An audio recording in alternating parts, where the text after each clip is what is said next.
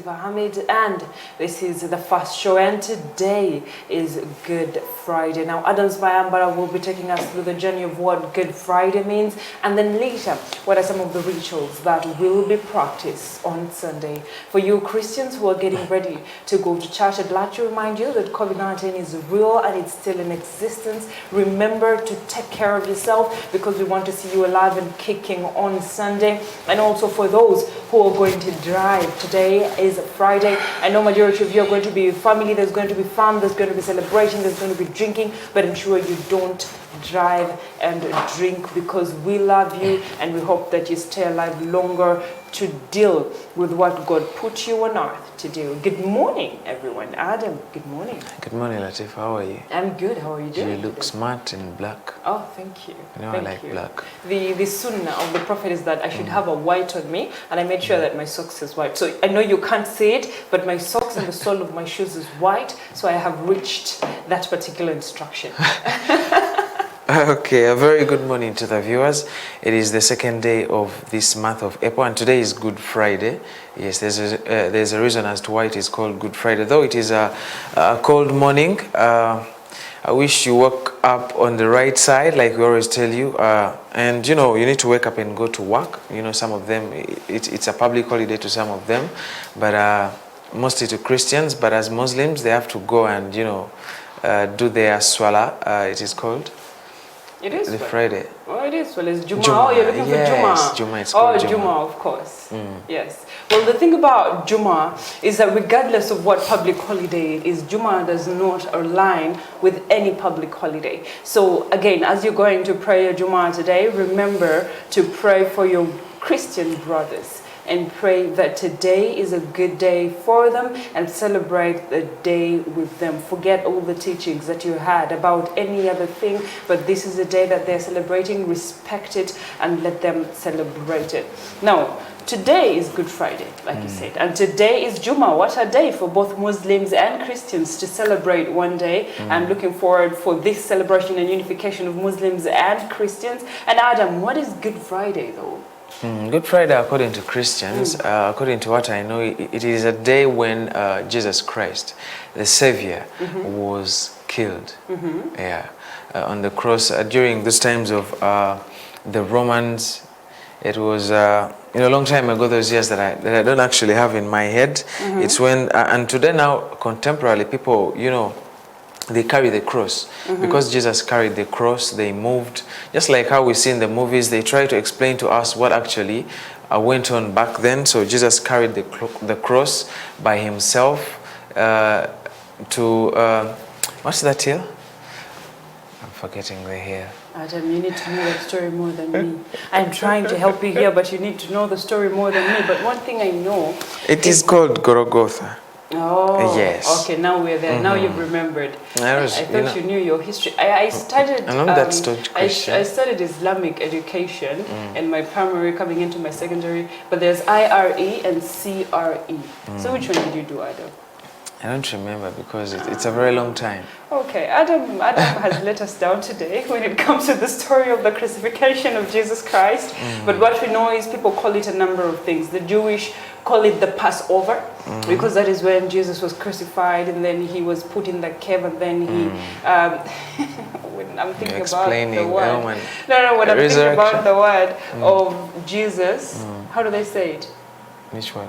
When Jesus came up from death. Resurrected. Yes, but there's a thing, someone was making fun of it on social media and said, Good Friday is here and Sunday is coming. I don't want to hear people say Jesus has a reason, has a roused, has a... all those things I don't want to hear. Look at your dictionary, learn your English, and know what to say when you're wishing people a happy and even Easter. They say Easter, some of the people write Esther. Happy Easter to you. Well, these different things are going to happen during the Easter season. And I know some of you are going to see these messages of he has a reason, he has a roused, he is a rising, rising, all those things are going to happen. But hey, the spirit of Easter, the spirit of Good Friday should continue as you figure out who you are on your own. Adam, I usually tell you that there's one thing about life, you need to figure out what is your purpose on earth. What did God put you here for? There's some scholars who believe that everybody on earth has a purpose. Adam has a purpose, I have a purpose, Husna Feti has a purpose, Sarah has a purpose, Drone has a purpose, and we're put here to do different things. So you should define your purpose and have goals that are aimed towards your purpose, because without your purpose you're living a very unfulfilled life. You believe in that, Adam? Yeah, I do believe in that, Latifa. Though at times you live your entire life without knowing what is my purpose. Exactly. You know, and you just like how we grow up in Africa, you know, I don't know if it's an excuse but you spend a lot of times just trying to survive, and you actually don't do things you want to do, and you know that is how your life is going to be until when your life is done. I think one realization of purpose is, what do you have as a talent in you? Because that helps with realizing what your purpose is. For example, if your talent is singing, so your purpose is sending the message through music. And in Africa, the biggest problem that we have is the fact that parents do not pick out your talent when you're young and help you develop that talent. They want you to do what they want you to do. Maggie Chikozi says, what if she was given a chance to change something, she would change the fact that she was a doctor, because that was her father's dream and not her dream. She wanted to be a business mogul as her dream, but her father wanted her to study medicine, and that's what she did. So she called upon parents to figure out what their children want to do and support that dream. Mine, I think my parents did, because I was confused in the middle between doing law and journalism, but I remember I started working on radios in senior 4. So that was a very long time, and then I worked all the way to my university on radios, and it has been a very long journey. So they decided, because she's been working on radios, we're going to give her journalism in university, and that's what I did. And I guess my purpose is to be the voice of the voiceless. How about that? Does it sound like a purpose, Adam? It does actually, though I want to understand when you're young, you know, that age when you're 6, 5, you have a lot of dreams, you really tell to yourself. I wanted to be a veterinary doctor growing up. I wanted to be a vet doctor growing up, and I told myself I wanted to treat animals. I can't believe a giraffe would come to my shop and I'd be the one to treat it, and a lion would come. You know, when you're young, all those things you think watch about. Cartoons and then you think it's reality. You're thinking I want to be the doctor to these animals. That was my dream growing up, and then later I wanted to be an air hostess, because I love traveling. So I thought, if I love traveling, that means air hostessing will be my dream job, and I will be that. And then that did not happen, and then I came to be a journalist. What was your dream growing up, Adam? My dream, I wanted to be a pilot. Did you now? Yes, Look I wanted at that. to be a pilot. But you know, when you start growing up, you start catching up with reality, and then you know things are so different. And then you go on changing until when you're a journalist.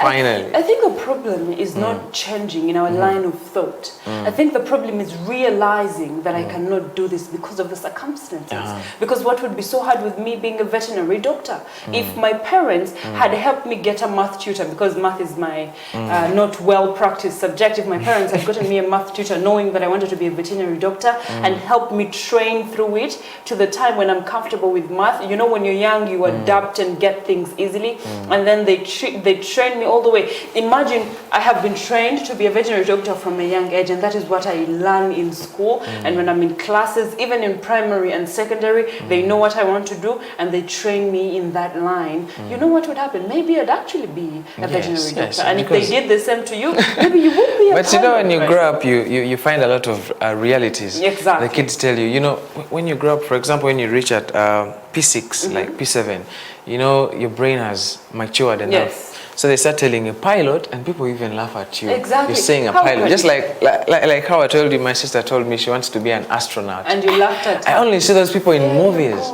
There you go. Now my auntie who lived in the US, my cousin told her, I want to be a technician, but when I'm working on airplanes and rockets. And we laughed. We're like, wow, you know, dream on, brother, dream on. But my auntie is instead already looking for a school for him in the US that will train him on what he wants to be. You get where I'm coming from. And when you grow up, you're in senior 6 and everybody is telling you, you know what, you actually cannot be a pilot because one, it's very expensive to be a pilot. Two, they want mathematics. You're very bad at math. And you just give up on your dreams and you move on to something else. So we choose what is there, what is easy for us to do. And you know, Latifa, that from that stage from senior 1, senior 2, 3, some of the kids study and you complete without knowing what you're going to do. And you reach at senior 4, what have I done well, math, English, or this. So you reach there, they give you a list of combinations. You know, you just, what makes, you know, what really, you know, makes you happy in that moment is what you decide. You go to university, they give you a list of courses. What makes you happy in that moment is what you decide. Probably, let me do business administration. Let me do, and that is what is happening, Latif. Poor career guidance, and even our teachers can't give us career guidance. When I was choosing what to do for my masters, I was asking everybody, what do you think I should do? What do you think I should do? Because I also didn't know what I was supposed to do. And people would give me different options. Do PR? No. Do international relation? No, wait. Why don't you do, you know, very many things for me to do. And I couldn't even make up my mind on what to do. So what I did, I closed my eyes. I did A, B, C, D. I put a pen and I opened and I'm like, oh, I'm going to do this one. I mean, really, there's no other way. There's no career guidance. There's no someone to tell you, if you do this coastline, it will lead you to this. If you do this coastline, it will lead you to this. If you do, you need to figure it out by yourself. And it's not a smart choice. And at times, Latifa, it's already even late. It is. Because after senior 4, you've already decided on, you know, you're either doing arts, you're doing sciences, and, you know, it's already too late decided. to go back. Yes. But then, I think now we have mature entry. I had a friend who did arts. And while we were in senior 6 together, she finally got the opportunity to do nursing. So there was a time when Uganda was taking up students from senior 4, regardless of what course you did in senior 6, regardless of what course you were in, and they were taking them and training them into nursing and giving them scholarships. And she was doing arts, but she joined nursing. So anything can happen, really. All you have to do is be open to possibilities and know when I start working and get the money, then I can do what I want.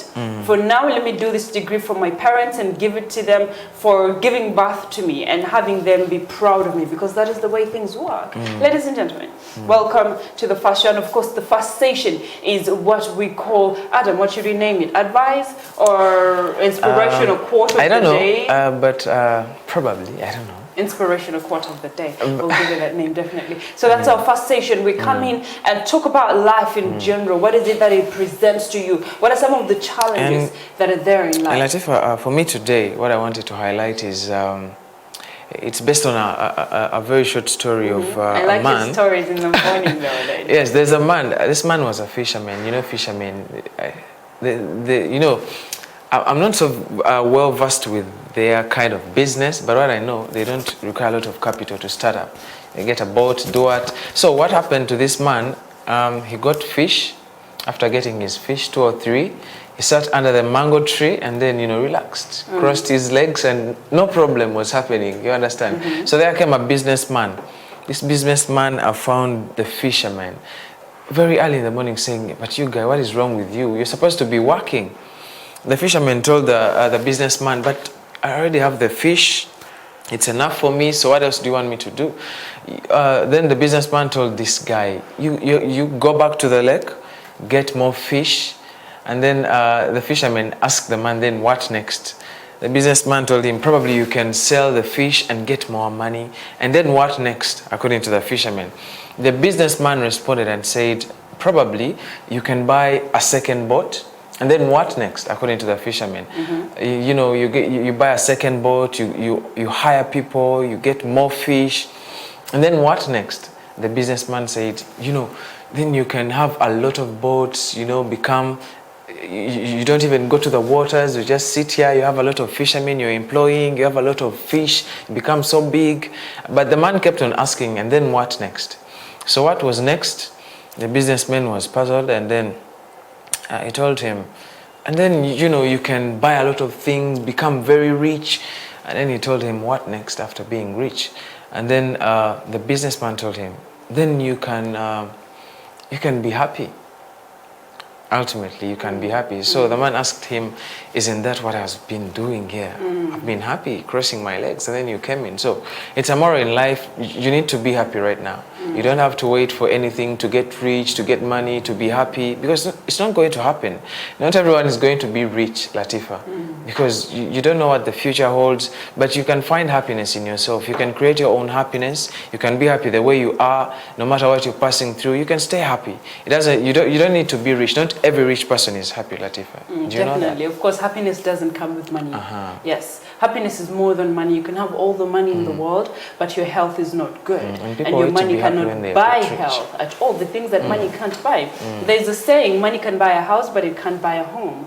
Money can buy hospital bills, but it cannot pay for your health. And it goes on and on and on and on and on. And money can get you a wife, but it doesn't make you happy and it doesn't give you kids. So the saying goes on and on. And from Adam's Mayambala, of course, today the lesson to take is that regardless of how much money you have, that's not guarantee. That's no guarantee that you're going to be happy. So start being happy now with the small things in life. I'm seated with Adam's Mayambala on the first show. I'm happy because you don't know what will happen tomorrow. Yes, they may not wake up in the morning. Exactly. And I have to enjoy Adam's Mayambala being on set with me. Don the Drone may not be with me tomorrow. And I have to enjoy the fact that he's here with me and give it all and don't expect back and hope that God will be there for you and the people that you're there for you will be there for you emotionally when you need them. Now I want us to start with the first story that made the headlines today, but however before we do, I want to go back a little bit to the story of Good Friday and the story of Easter Sunday that I finally found.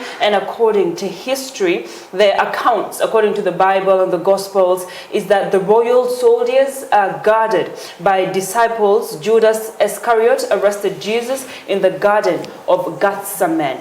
And Judas received money for betraying Jesus, and at that time it was 30 pieces of silver for betraying Jesus. And he told the guards that whomever he kisses is Jesus. So later on, Jesus was taken away to the house of Annas, where the father-in-law of the high priest, Caiaphas, there he was interrogated with little results, and he set bound where the high priest had been assembled. Now we know when they were asking Jesus if he had committed the crimes that many people had said against him, Jesus did not say a word, he just kept quiet.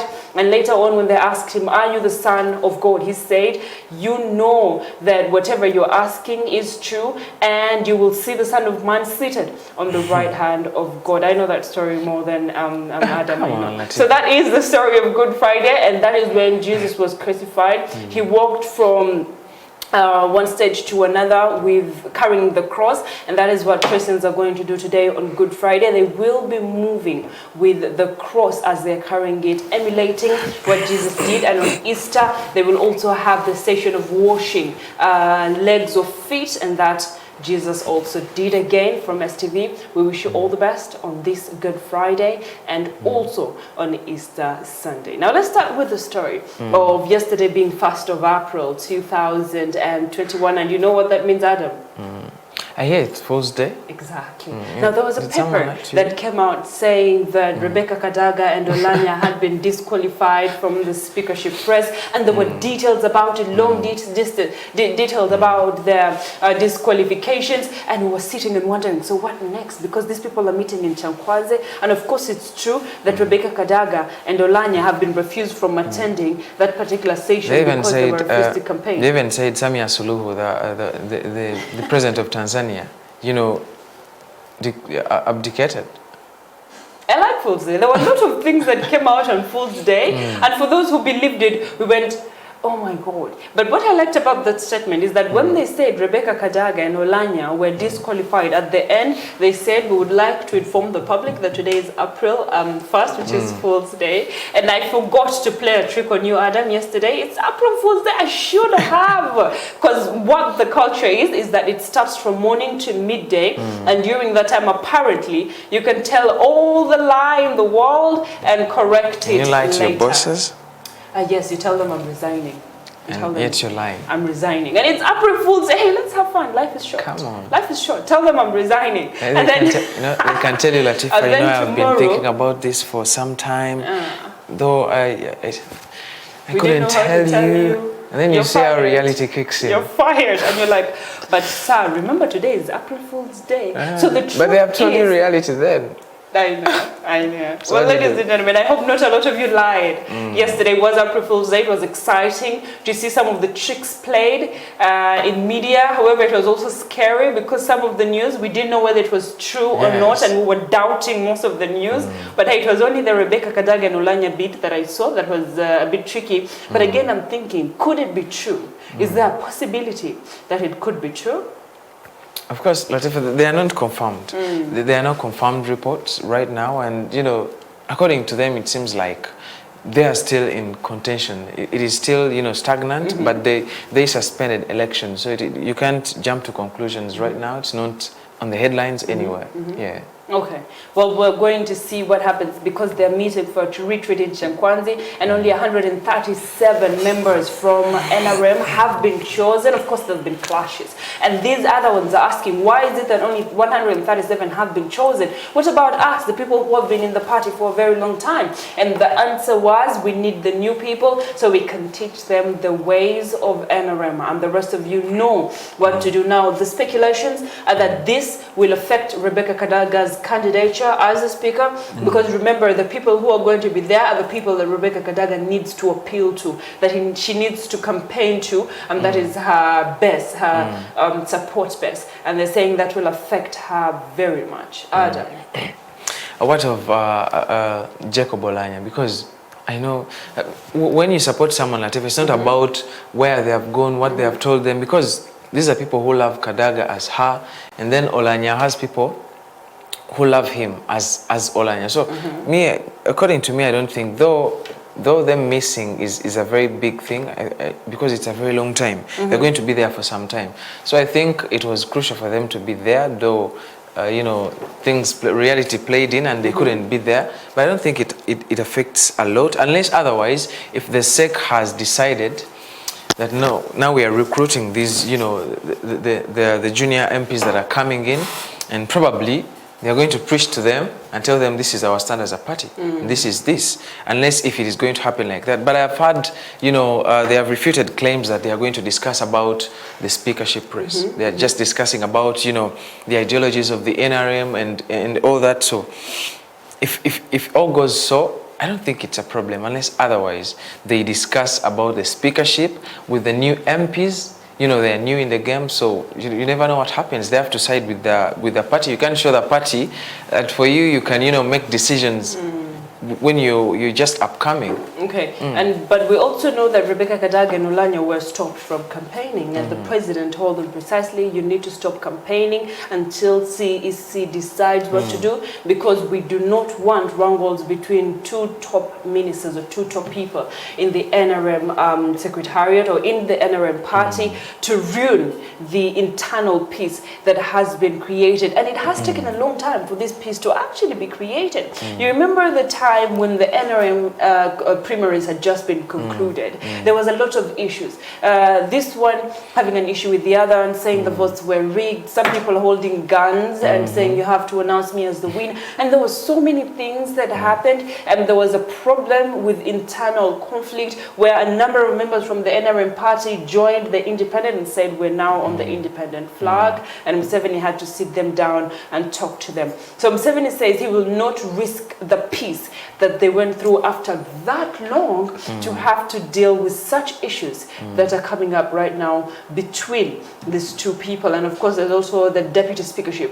where they'll have to decide who will be taking the mantle. It's like another primary. And I'm thinking the members of parliament that are there now are the ones who are supposed to make that decision. How are we making it an NRM party issue?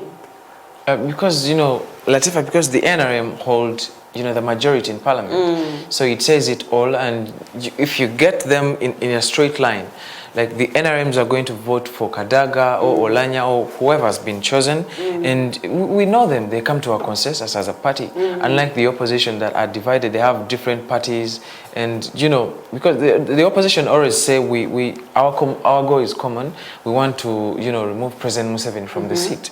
But they take different routes. Exactly. So that is a problem. But the NRM sit and decide on one person from their caucus, and especially when they are taken to Chankwanze for the retreat, most of the times it happens. But then the opposition, it is very hard. So that is why I think it's important who the party chooses. So you're saying organization versus disorganization? No, I'm not saying disorganization. Side. They have different ideologies according to them. Though the issue of coming behind one person has failed totally. Okay. I don't know if it is planned or what, but it has failed them totally, because I think they have a very good number, and I don't know what's the problem with Uganda, but it's politics, Latif. Everyone wants something for himself. Now, the NUP party had said that they were going to choose their own candidate and they won't be supporting Rebecca Kadaga. However, the decision was also made in the absence of Robert Kyagulanyi, who had traveled abroad to ensure that he finishes some business. Another April Fool's joke was a jet that was behind Robert Kyagulanyi, and Robert Kyagulanyi was standing, and they were saying he went abroad to pay for half of the jet. Now he has finished half the payment, he's coming back to Uganda, and the rest will be completed. So a lot of things happened, and if you believed it,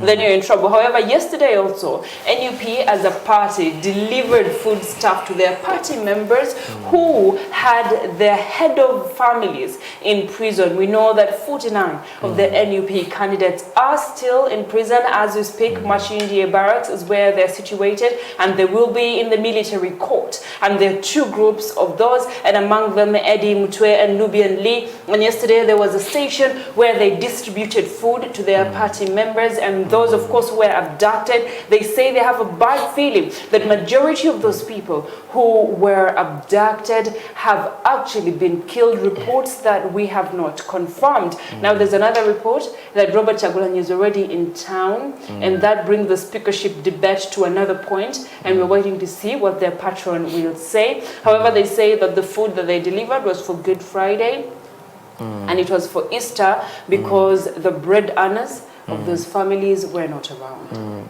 You know, Atifa, a time of Easter, just like we know how public holidays, mostly to the Christians, how Easter is, the likes of Christmas, there are days that really you have to think of your family, apart from, the religious side of it. You think of family. Those times are times when you see your parents at home. For example, you have a dad. It's when you see your dad at home, actually. It's when you see some of the relatives come and visit you. So it's like a family reunion, and, it brings those feelings of love to the family. It's when you see everyone around. It's when you are having fun with family.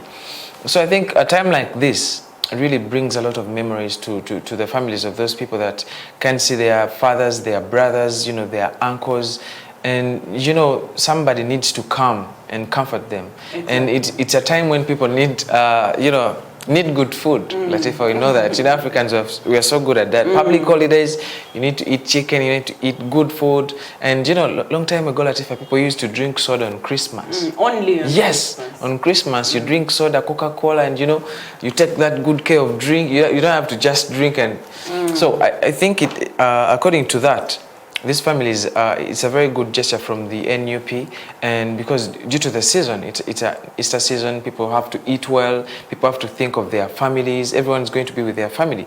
Just take an example, that if a family doesn't have a dad and another family is so happy, how would the kids feel? The neighbors have the dad, they can see the dad very happy and doing that. So I think it's a good gesture from that, and it's unfortunate it's happening the way it's happening. The people are not there, and some of them don't know where they are up to now. So it's really unfortunate, though. What the NUP did is, I think it is good.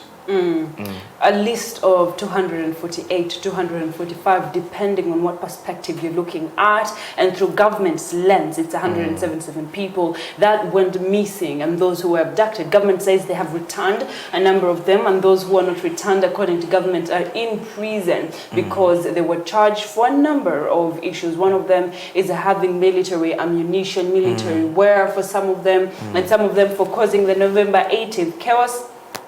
and some of them for planning to cause chaos after the elections, and some of them for planning to disrupt the swearing in that will happen on May 20th. So chicken was given, rice, posho, and a number of items were given to these families, but it was a very emotional wave where everybody was remembering their loved ones, and there was tears all over. Some people blamed Robert Chagulanyi for that, while somebody blamed the government for that. Again, we hope that this particular season comes with strength for a number of people who not only have their people in prison and those who have been abducted, but we pray that it also comes with strength for those who are in hospitals and who are sick right now. COVID-19 is still in existence, and we're praying that we all have strength to go through this session. We're going to meet some of our family members, but I hope it comes with a lot of strength for all of us.